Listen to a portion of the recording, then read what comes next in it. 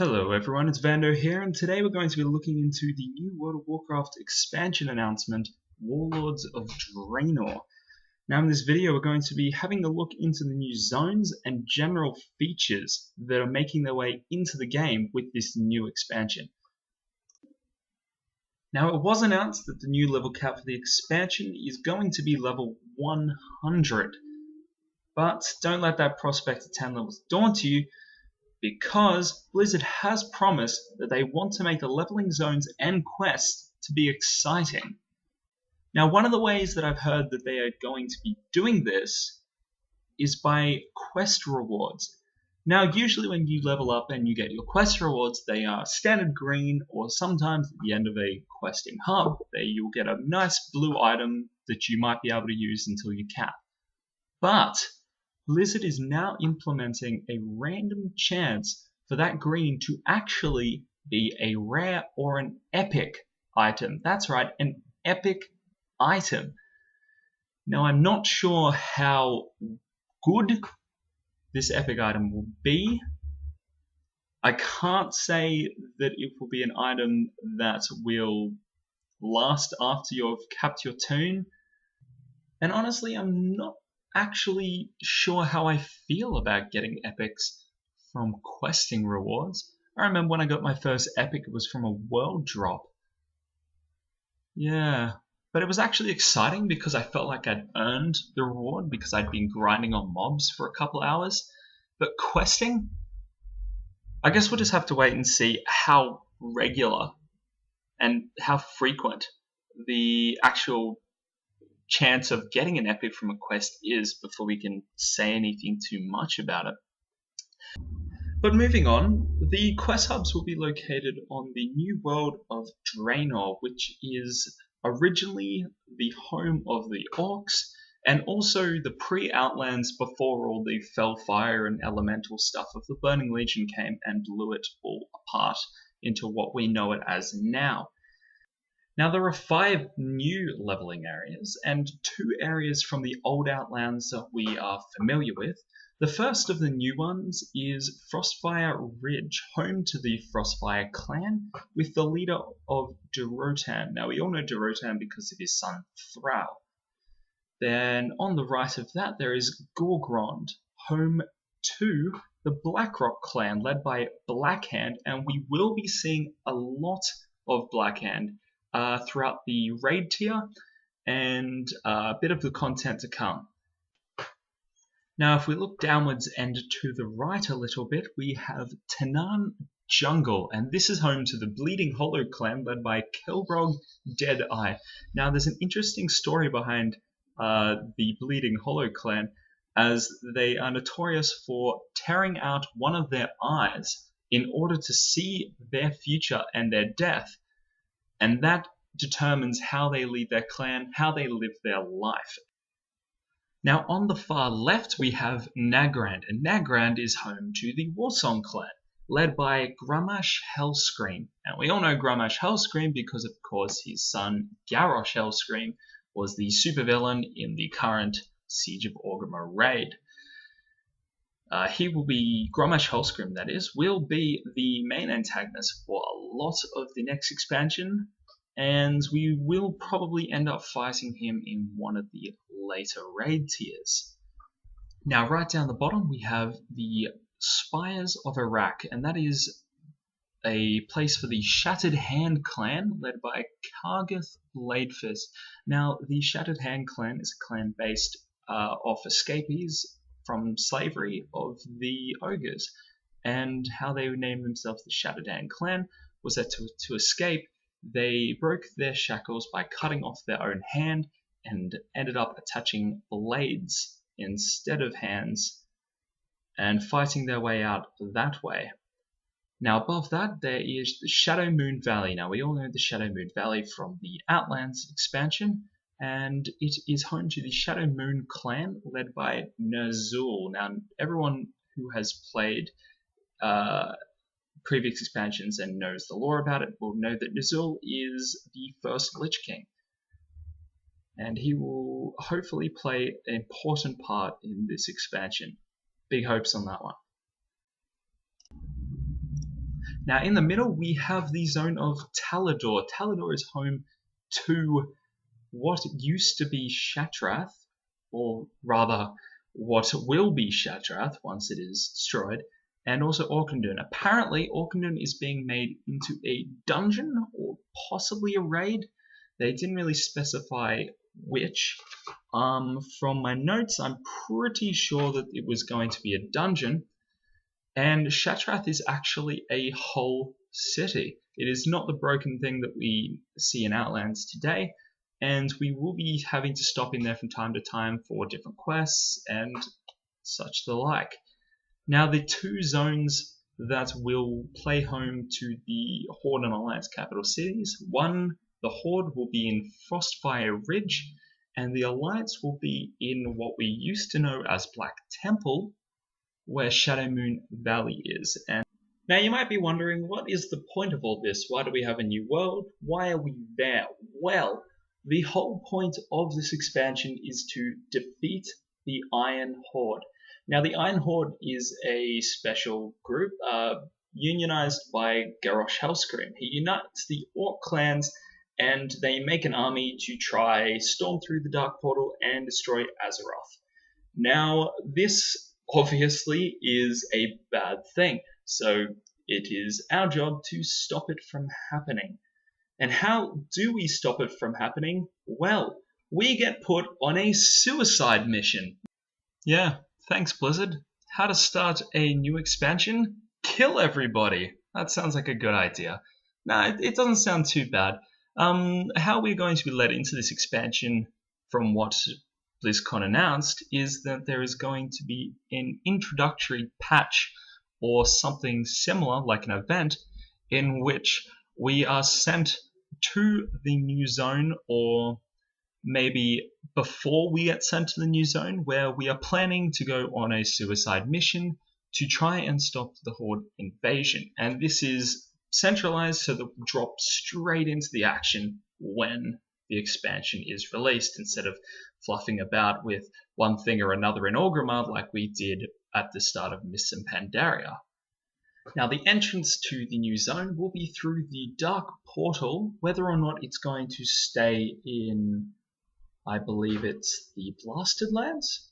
I'm not sure, but I can honestly say that coming from a PvP realm, this could have some very bad implications if Horde and Alliance both get put in the same area from the Dark Portal. I can see a massive bottleneck kill zone when everyone zones in the Dark Portal at one time and Alliance and Horde are just battling it out.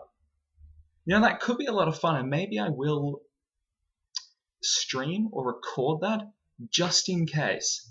Now, another feature that is going to be implemented in this new expansion is a free, well, they label it as a boost to level 90 and play immediately.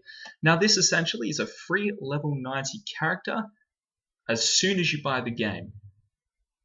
Now, I'm not sure if this is going to be for all players, like new fresh accounts that have just bought the expansion. Yeah, you get a 90 character, now let's all quest together and have fun.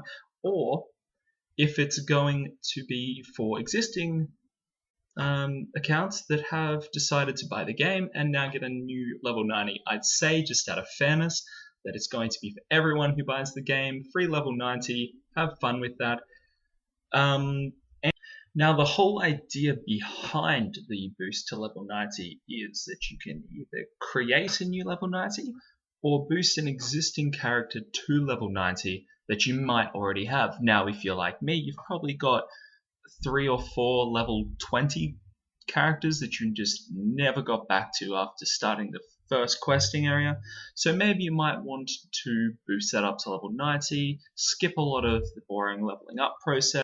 Because I know for a lot of people, like myself, the reason why I roll a new character is generally because I've seen someone else play it at a high level, pull ridiculous DPS or healing numbers or something like that, and all I really want to do is have a level capped one of those class and try it out for myself to see if I can do exactly the same. And that's pretty much what this feature is letting us do.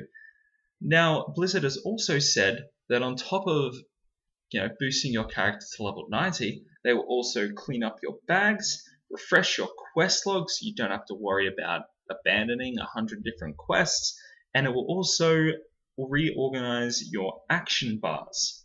Now, I think this is a fantastic idea, especially for new players. Can you imagine? Level 100?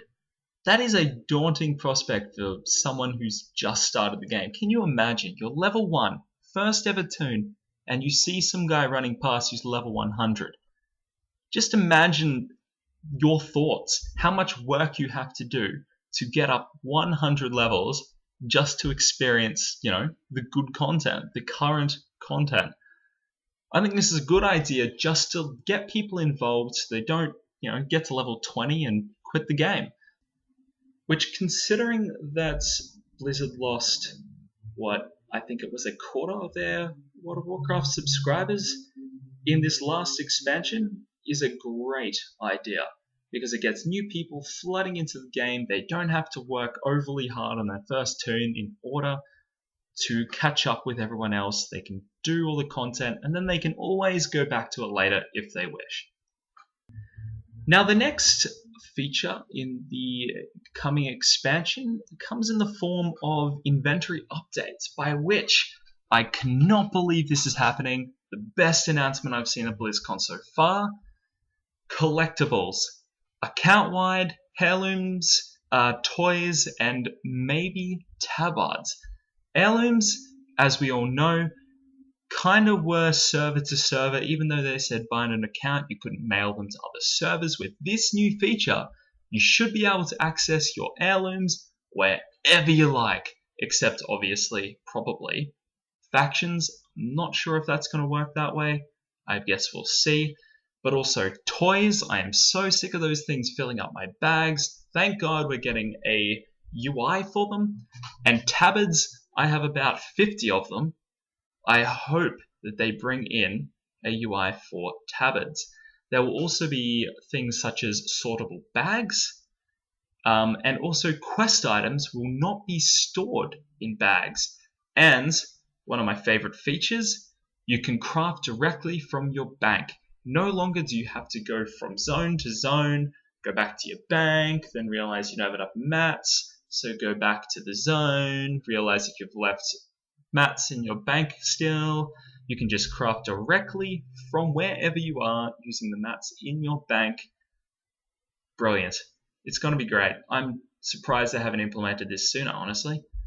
But here are just a couple of the UI changes that are going to be coming in, as you can see here. This is the heirlooms UI. It's pretty straightforward. You buy the heirloom, it appears in your log. You can take it out, use it whenever you like, and yeah, you don't have to worry about too much. Here we have the toys UI, in which you can see all your toys are well presented. They will have descriptions of what they are, so you can go back to them, you can use them. Don't have to worry about them cluttering up your bags all the time. It's going to be a really great feature to have in the game. And here, the bags. You can see here at the top of the screen, they have the little list of possibilities you can use for your bag. You can sort it by things like vendor trash, legendary items, crafting mats, etc. So there's a range of possibilities you can do.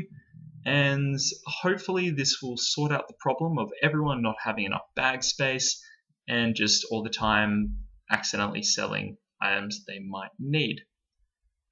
Now, lastly, one of the features that is going to be added is by way of this little UI, which is pretty much what you can already see on the WoW Armory, only it's in-game, so you don't have to switch out of the frame and do your own thing. Here you can see that it just gives you a quick guide of what you should be doing at the time. This will make it incredibly casual player friendly, because a lot of casual players, when they might sub a bit late into the expansion or something like that, they're not really sure what they should do. This UI here will tell them exactly what their character is at, what you should be doing for your gear level, your level in general, and it also gives just little handy things like, say you're an engineer, down the bottom of the screen it says craft the sky golem.